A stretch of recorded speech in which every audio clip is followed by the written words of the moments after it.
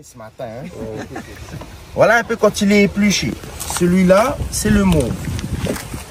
Taro mauve. Voilà, ça donne cette couleur-là. Alors, la différence est tout simplement dans la dureté. Les tarots, tu as des tarots mous, je peux vous inviter à goûter. Hein. Alors, celui-là, le mauve, c'est celui avec les points là. Ouais. C'est le rarotoa. C'est le plus répandu en Polynésie, c'est le plus consommé. Pourquoi? Tout simplement parce qu'il est dur en bouche. Ici, on aime un taro dur en bouche, donc c'est celui-là. Il y en a qui veulent goûter? Là, on a fait la cuisson la plus simple, c'est cuit à l'eau. C'est comme ça qu'aujourd'hui on le consomme, c'est cuit à l'eau. Ça, c'est pour le rarotoa, le mauve. Alors, j'aime bien parler des plats ancestraux. Pourquoi? Parce qu'aujourd'hui, il y a des plats qui se perdent. Il y a ce qu'on appelle le tiromi aux Australes. Lorsqu'on récolte le taro, il y a plein de rejets. Ça, c'est ce qu'on vend. Les gens veulent du gros taro. Mais le rejet, généralement, ils sont laissés un peu à l'abandon. Donc, aux Australes, qu'est-ce qu'ils font? Ils vont juste couper ça. Ils vont mettre dans des grosses marmites. Ils vont le cuire avec la peau directement. Ouais. Et quand c'est chaud, ils vont venir enlever la peau, c'est plus facile, un peu comme la pomme de terre. Et dès que c'est chaud, ils écrasent. Pourquoi? Parce que quand c'est chaud, c'est encore ramolli. Donc ils écrasent, et ça fait une espèce de pâte. Et ça, ils viennent envelopper dans des feuilles de hautie comme ça, et ça se conserve 2 à 3 mois. C'est une des manières à l'époque, il n'y avait pas de frigidaire, de consommer et de conditionner, on va dire, le taro. La question, c'est quand même que là, il y a un taux d'amidon. C'est-à-dire un taux de sucre. Donc sur les fermentations, sur les 3 à 4 mois, tu as un taux de fermentation qui est quand même assez élevé. Et ce qui serait intéressant de voir, c'est le jus de cuisson. Si on récupère, ça devient un liant naturel. C'est un équivalent, polysaccharide. Mais en plus, mais ce polysaccharide, c'est voir si on peut le récupérer dans l'alimentation. Ou dans la cosmétique d'ailleurs. C'est un produit que vous découvrez pour la première fois? C'est un produit que je découvre pour la première fois dans son... Alors, d'un point de vue livresque, je connaissais le produit. Maintenant, dans son application, dans une culture, d'ailleurs la culture polynésienne, et ensuite dans une culture gastronomique, pour moi, c'est assez nouveau. Et en même temps, de voir la texture de ce produit et voir son évolution possible. Parce qu'on ne peut pas forcément que le cantonner dans une culture qui serait simplement nourricière, mais peut-être aussi créative.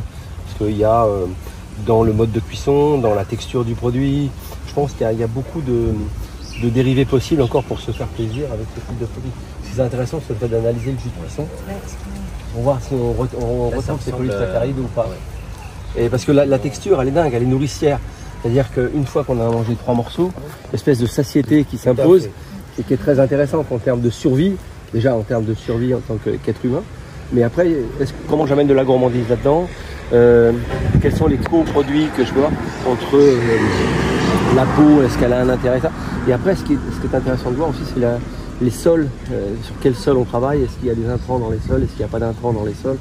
C'était ça, là-dessus aussi qu'il faut s'interroger. Mais c'est très bon. En même temps, pour quelqu'un qui a l'habitude d'avoir un peu de relief dans ce qu'on prépare, on se dit, bah, c'est bon, mais ok, on est à satiété, mais comment je donne du relief? Piment, piquant, acide. Et ce qui est intéressant, c'est de voir aussi son taux de fermentation, parce que c'est quand même...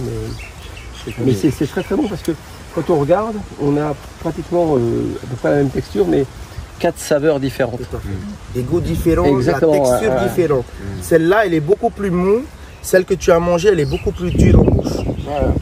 Je remarque, vous avez toujours ce besoin d'analyser, de décortiquer finalement ce que vous mangez, ce que vous voyez.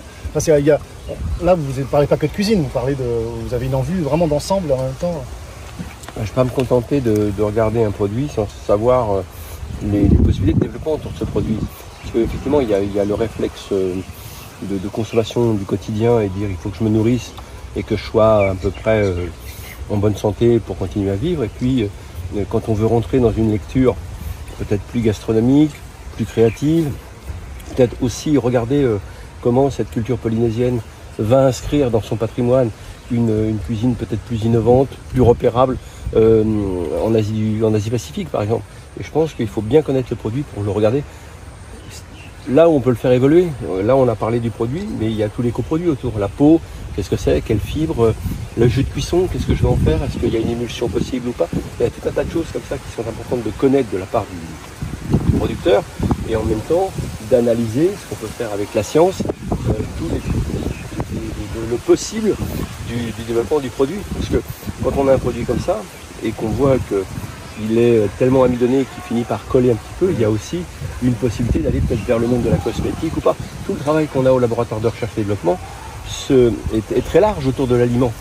Il y a l'aliment qu'on peut manger avec lequel on peut survivre, puis il y a l'aliment qu'on va mettre sur sa peau, il y a plein d'autres choses qui nous permettent de trouver des développements divers et variés. En fait, aujourd'hui, Thierry Marx, c'est pas juste un chef en cuisine, c'est vraiment, ça va, vous êtes un satellite, vous avez des satellites d'applications et d'entreprises pour justement vous intéresser à tous les domaines. Oui, et surtout ce qui concerne l'alimentation, l'évolution de l'alimentation, partout où on peut voir des choses dans le monde. Et là, on est en Polynésie. En Polynésie, on s'aperçoit qu'il y a une culture assez profonde du produit alimentaire. Maintenant, ce qui m'intéresse aussi, c'est comment on peut inscrire dans un patrimoine culinaire une évolution. Parce qu'il y a une jeunesse. Hier, j'étais dans un lycée professionnel. On est allé avec l'université voir un peu ce qu'on pouvait faire.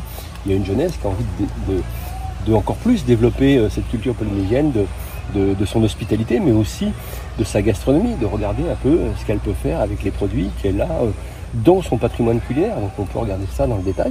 Puis après, il y a aussi toute la partie développement durable, moi, qui m'intéresse beaucoup, parce que évidemment, quand on travaille sur un produit lié à l'alimentation, il faut regarder tout l'impact d'environnement durable que ça peut composer. C'est pour ça que la Polynésie s'est attachée au conseil cette semaine, pour justement ces conseils, ces lumières, enfin votre expertise. J'ai pas la prétention de... On faut garder toujours un peu d'humilité quand même. Arriver comme conseiller, je suis pas sûr que ce soit une bonne idée. Arriver pour échanger ce qu'on a fait avec le président, ce qu'on fait avec le Centre français d'innovation culinaire Paris-Saclay, ce qu'on fait en termes d'image avec les équipes de Mathilde. Tout ça, c'est un échange, un partage. Arriver comme ça en disant je serai le meilleur conseiller pour. Je trouve que là, on se trompe d'époque. C'est pas du tout le sujet. Le sujet est de dire c'est quoi votre culture? J'aimerais comprendre votre culture. Dans cette culture, vous ne croyez pas qu'on pourrait observer telle ou telle chose? Aujourd'hui, ce qui est important d'observer en termes d'alimentation, c'est l'impact social. Combien le producteur va pouvoir vivre et développer son produit, l'impact environnemental et comment cet impact social et environnemental va nous conduire vers une alimentation plus durable. Et c'est tous les enjeux que nous devons regarder aujourd'hui en termes d'alimentation. Comme cette semaine, si vous êtes invité là aussi, c'est pour ça, c'est aussi pour apporter, pour venir un peu donner un peu de votre, partager un peu de votre expérience. Bien sûr, non mais le mot est juste, partager un peu d'expérience. Et je pense que c'est dans cette notion du partage qu'on fait grandir les choses. C'est pas en arrivant en disant je suis le meilleur conseiller ou telle chose, ce serait complètement fou et complètement illusoire de le croire de ma part, et de se dire on peut avoir une réflexion en commun sur l'impact social et environnemental de l'alimentation, de regarder l'enracinement d'une alimentation, comment elle se développe et comment elle évolue aussi. C'est-à-dire que parler du taro pour que ce soit dans le fond de son jardin et tout ça, on arrive. Moi aujourd'hui, quand je regarde la Polynésie, je veux dire pourquoi autant d'importations, pourquoi pas commencer à avoir une réflexion sur réintroduire aussi tout ce qui a été oublié pendant une trentaine d'années sur des cultures ancestrales qu'il y avait en Polynésie. Et puis il y a la notion de la production agricole, mais il y a aussi toute cette idée autour de la pêche responsable, toute cette idée-là qui doit être étudiée. Les algues aussi sont étudiées quand on est en Polynésie. Donc tout ça, c'est assez large et je crois qu'on partage des expériences et on essaie d'avancer vers un cheminement. C'est ce que on évoquait avec le président hier, l'impact social de l'alimentation, son impact environnemental et puis la souveraineté alimentaire. Une considération, c'est que la souveraineté alimentaire. Si on doit résumer la semaine, votre semaine ici, c'est quoi? Ça a été quoi et ça va devenir quoi? C'est quoi? C'est dense. Non mais c'est dense parce que la planification est assez dense et puis comme on va dire following sun, on suit le soleil, donc c'est-à-dire debout 5 heures et ça va, on se couche tôt, en Polynésie on se couche tôt, mais non c'est dense et en même temps dense, riche d'échanges, riche d'expériences parce que moi, je suis plutôt impliqué dans l'univers du tourisme. Et là aussi, le tourisme a une importante responsabilité sur l'impact social et environnemental. Il ne suffit pas de poser comme ça entre quelques atolls des touristes. C'est aussi que ce tourisme ait une raison sociale et environnementale. Vous avez rencontré les enfants des élèves, apparemment il y a... On a rencontré les élèves, les professeurs, les chercheurs aussi locaux, mais entre les élèves et les professeurs, il y avait une vraie osmose, et en même temps des élèves qui nous disent nous on aime la Polynésie, nous on a envie de se développer, nous on a envie que soit défendue la culture polynésienne, etc. Donc il y a tout un regard sur ce qui peut se faire en Asie-Pacifique déjà, et puis comment cette Polynésie, on ne la voit pas que par le prisme du bronzage et d'une promenade dans les atolls. Il y a tout un univers, tout un écosystème en Polynésie qui est extrêmement riche, intéressant, et avec une certaine spiritualité. Même pas une spiritualité dans l'alimentation. C'est-à-dire qu'on aime bien, quand on est en Asie, aussi regarder de près, parce que nous, des fois occidentaux, on a un peu oublié la spiritualité dans l'alimentation. Moi, je trouve ça passionnant. D'ailleurs, on le voit bien ici, cette relation de la terre à l'assiette et de la mer à l'assiette est une relation extrêmement riche, extrêmement forte, qui est inscrite dans le patrimoine culinaire, et dans le patrimoine agricole de la Polynésie.